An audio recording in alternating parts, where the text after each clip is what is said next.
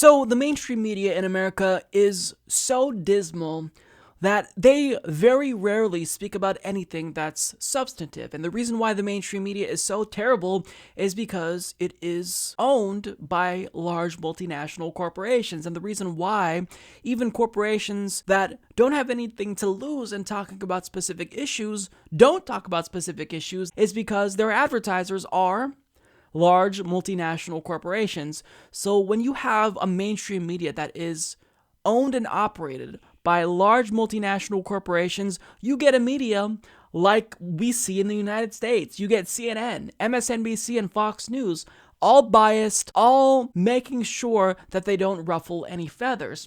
So there was a town hall that Bernie Sanders decided to do. He teamed up with independent news outlets like Now This and The Young Turks to talk about income and wealth inequality. And just the need for this type of town hall where they talk about a substantive issue like this, it really should be embarrassing for the mainstream media and let them know that they should talk about it more often. But of course, they're not going to talk about this because why would they? Talking about a real issue that affects most Americans, that's not going to get you as much views or money, maybe ad revenue, as talking about Russia, Stormy Daniels, or Don Jr. would. So that's why they choose to ignore it. So Bernie Sanders, during this town hall, they were talking about income and wealth inequality, but he did make a broader point about mainstream media, and Michael Moore, who was also on this panel, jumped in, and I wanted to share with you what they had to say. I have a 2-year-old grandson. I'm concerned about his future, and I'm concerned whether or not he'll be able to do as well as me because of the structures that we have in place now. The one issue that I would add, and maybe Michael can jump in on this one, is how often have you guys seen on television any discussion of poverty in America? You ever see it? Virtually not at all. 40 million people struggling. And what I would say to our friends in the corporate media, start paying attention to the reality of how many people in our country are struggling economically every single day. Let's talk about that issue. Mike? I was just in West Virginia. You were in West Virginia recently. They had an amazing victory, the teacher strike in West Virginia. And this is a union. This union brought down the state apparatus at 75% women in this union. And they rose up, and Bernie, I didn't see hardly anything in the corporate media about this on any of the networks. Even some of the networks that we watch were, Russia, turn the channel, Russia. And I'm not saying it's not important. You forgot about Stormy Daniels. Okay.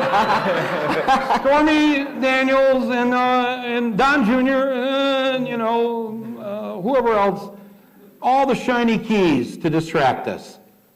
That's what goes on in the media. All the other things that they talk about, and we should be seeing this.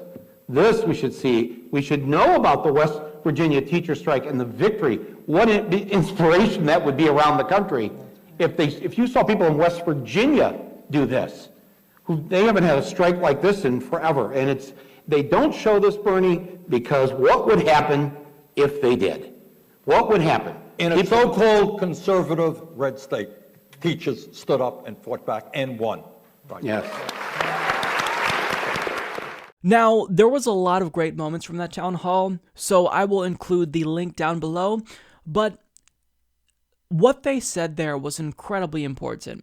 Michael Moore, he admitted, these networks that we watch, they talk about Russia. We had Bernie Sanders say, well, they're focusing on Stormy Daniels, and that's true.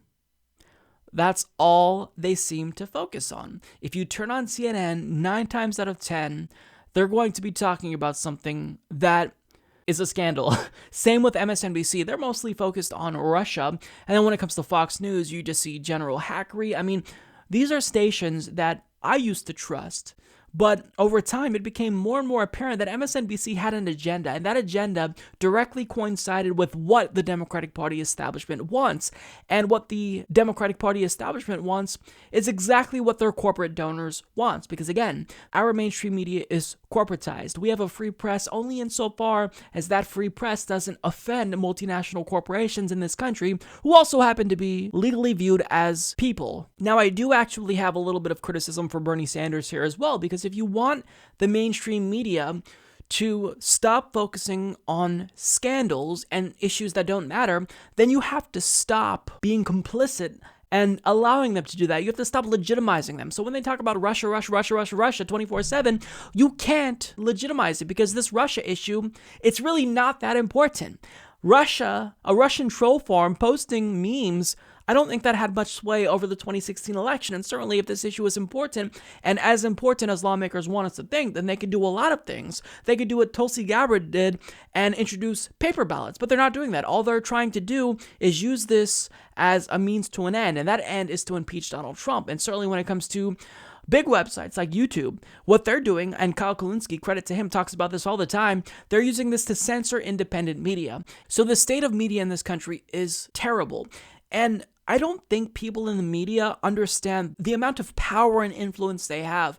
When you look at political science studies and sociological studies and even psychological studies, they show that the media has agenda-setting power. So if they think Russia is important, that's going to be what everyone in the country thinks is important. It's what Republicans did with Benghazi. So even if Benghazi was a big nothing burger, MSNBC was also forced to cover it because Fox News was covering it and generating a lot of ratings because of their coverage of Benghazi. Now, even if MSNBC was trying to debunk Benghazi, they were still talking about Benghazi quite a bit. So media, not only can they set the agenda and what's important, but they also raise the salience of issues. So not only do you think something is important, but they can control how important you think something is. So if you think that Stormy Daniels is more important than climate change, the media can make you think that way, all by basically talking about something repetitiously. It may not have that same effect on all of us. A lot of us just tune out mainstream media, but for the most part, what they have is a lot of sway.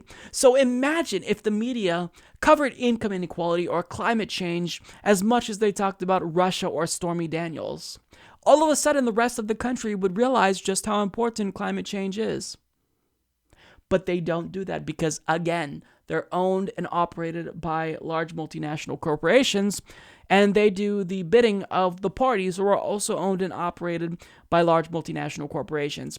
We don't really have a free country anymore. We live in an oligarchy where big money runs all. And the reason why the media sucks is because large multinational corporations say what they can and can't cover. I don't think that they're in every production meeting, but certainly these pundits, they know the parameters of what's appropriate for them to talk about and what's not appropriate for them to talk about. And sometimes they just explicitly say we're part of the establishment, like MSNBC's president told Cenk Uygur when he worked for MSNBC. So these networks are just despicable. And the fact that Bernie brought it up, I think that's really important. Now, there's a reason why Bernie himself probably doesn't harp on the mainstream media more than he should. That's because if he does, then they're going to do what they did to him in 2016 if he chooses to run in 2020. They're going to have another blackout. So, I mean, we just have this self-perpetuating cycle of corporate media not doing its job. And in large part, we have Bill Clinton to thank, who signed the Telecommunications Act of 1996. Because you have less options now, and you have only corporate options unless you go to YouTube to find independent news. And the climate for independent media, it's difficult. It's really tough right now because of YouTube changes to their algorithm, advertiser changes. It's difficult. So it's frustrating. It feels like we've been thrown in a ditch, and there's no way for us to get out of it. One way would be for people to turn off the mainstream media and focus on independent media. But how do we facilitate that type of shift? It'd have to be a societal, like a cultural-wide shift to stop paying attention to what the mainstream media wants and start watching more independent news shows like this one. Now, of course, I'm self-interested and biased, and I want people to do that, but at the same time, I care about this country, and I think that people need to stop watching mainstream media because it's not serving them well. In fact, it's harmful.